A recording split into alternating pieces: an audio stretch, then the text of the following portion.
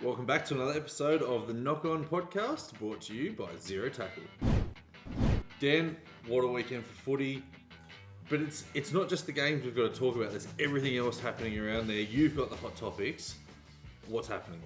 The hot button issues have hit us in the past couple of hours. I was at work earlier and I was thinking, what are we going to talk about tonight? And then the NRL went bang, bang, bang, bang, bang, and I thought, delicious. This might be our best show ever, Terry. And I know that's a high bar. And it's every week. But it's going to be good. But we're going to start with the hottest topic. And that is not Zach Lomax. That's the second hottest topic. It is that Lachlan Galvin has been suspended for 2 weeks, justly, I believe.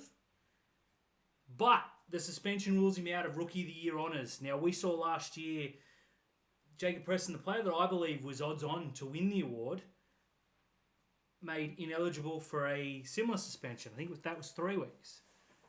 What are your thoughts on the suspension, first and foremost? And do you believe it should knock him out of a Rookie of the Year honour? Now, before I go on, I want to preface this by saying I believe that any suspension of any worth, 2+ weeks, should rule you out of the Dally M because it's the best and fairest award. Look, going back, first and foremost, address the tackle, right? The tackle definitely deserves a suspension. I was very shocked when it came out that he was going to get away with 2 weeks because that was one of the worst hip drops I've seen. And like Max Plath, who also got 2 weeks, I believe, I think they got it because they're rookies and this is the first time they've been charged by the NRL and, they're going to have some kind of relative clean slate because they're rookies, right? I don't believe that a suspension should rule you out of the Rookie of the Year, nor do I believe it should rule you out of the Dally M. I really like the model that the NBA has gone to by giving it a minimum games. And they've turned around and said, so the NBA is an 82-game season, and they say that you have to play 65 games.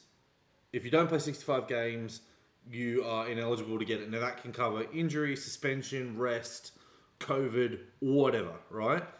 So I believe that the NRL has got 24 games that you are eligible to play. And I think if they turn around and said you have to play a minimum 19 games to be up for any award, right? Why I think this now, let's go back to Lockie Galvin because he's now ineligible to win Rookie of the Year and we're saying this in round 5, right? And it's kind of like, probably by about round 10 you'll get over it because Ethan Strange is really good and Fatapi, the centre from the Tigers, is really good. And there's going to be some other rookies that are coming on the scene that are going to be really good. And every now and then you're going to come back and go, yeah, but Galvin's better. But. If this happened in round 25 and he missed the last 2 games and that made him ineligible and he had dominated for the whole year as the clear-cut Rookie of the Year and you're like, his name's on the trophy, that's when I think you got the real issue with it. So I think going to a game merit system would be the best way for the NRL to do it. If they turn around and said, okay, well, 75% of your season is 18 games, so we're going to say 75% plus 1. So you can play 19 games, and that makes you, if you don't play 19 games, you're not eligible for any award. You're not eligible for a position award. You're not eligible for the Dally M Team of the Year. You're not eligible for whatever kind of awards they have, because a 2-week suspension in round 5 or round 4 or whatever it is so harsh for an 18-year-old kid who is destroying the NRL. Like, not only is he the best rookie, but he's probably the best 5'8" over the last 3 weeks. Let's be real. Because Cam Munster's not playing and there hasn't been a standout 5'8" in the competition at the moment. So I think it's incredibly harsh and they need to have a look at them. Now, I can understand the suspension for the Dally M because, as you said, it's the best and fairest.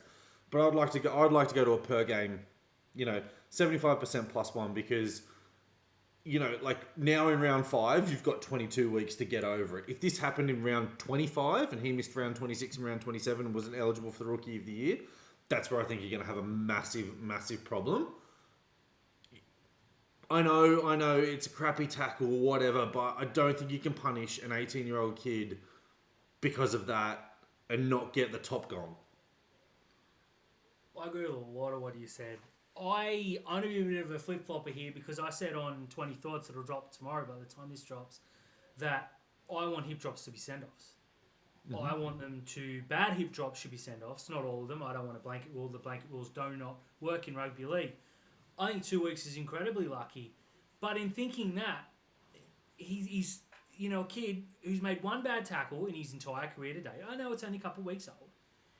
And look, we might see someone come out of the gate and blow him away. But at the moment, it's Lachlan Galvin and the rest in terms of rookies. The fact that you're looking at it as we're heading to round 5, he cannot win Rookie of the Year is ridiculous to me. Now, if this was an 8-week suspension or a 6-week suspension, even a 4-week suspension, I think that's the cutoff. So if you get a 4-week suspension, you've dropped someone on their head, or you've given them a clothesline, or you've done something abhorrently wrong. If you get suspended twice for 2 weeks, then you haven't learnt your lesson. I think there needs to be a cutoff. For 3 weeks or under, you're eligible. As soon as you get suspended for that 4th week, I don't care if you rack up 55 fines. If you don't get suspended for 4 weeks, you can play. Now, in saying that, if you play 10 weeks and get suspended for 3, obviously some common sense needs to come into it. You're probably not going to be eligible if you're not playing enough games anyways. I think there needs to be because last year I thought Jacob Preston was the best rookie of the year, and I don't think it was particularly close. Taruva was very good, do not get me wrong. And I thought Buller was very good. I actually thought Buller probably should have won it when you look at on merits. But the fact that Preston didn't when he should have, we've got it 2 years in a row. And again, we're in round 5. We're already discussing this. I understand it. I get it. It's the same for everyone. Don't get suspended. But you're an 18-year-old kid making a tackle. Preston made a bad tackle last year. It's not like these guys are going out and head high on everyone, and copping 12-week bans. I think he's very, very hard. So when you said the 4 weeks, like if you just add an extra to it and say 5, that's when you get to the 19 games. You got to play 19 games. And if you miss 5 games from injury, or if you miss 6 games from injury, or if you miss 6 games from illness, or if you miss 6 games, however, that rules you out, right? Put it on a per game basis, and that way everyone's on a level playing field. And I know everyone's on a level playing field at the moment with the 2 weeks, but it's dumb. It really is dumb because Galvin didn't go out there and want to hurt or hip drop anyone, and neither did Max Plath. And it's just it's an unfortunate tackle. It's unfortunate that he landed on the back of his legs the way that he did, and now you're punishing him for it. So if you just turn around and say you can accumulate points, but if you only play 18 games, you end up on 0 points. There we are. I've just solved it. Thank you, NRL. Fair. Done and done. Another one fixed right here on the knock on.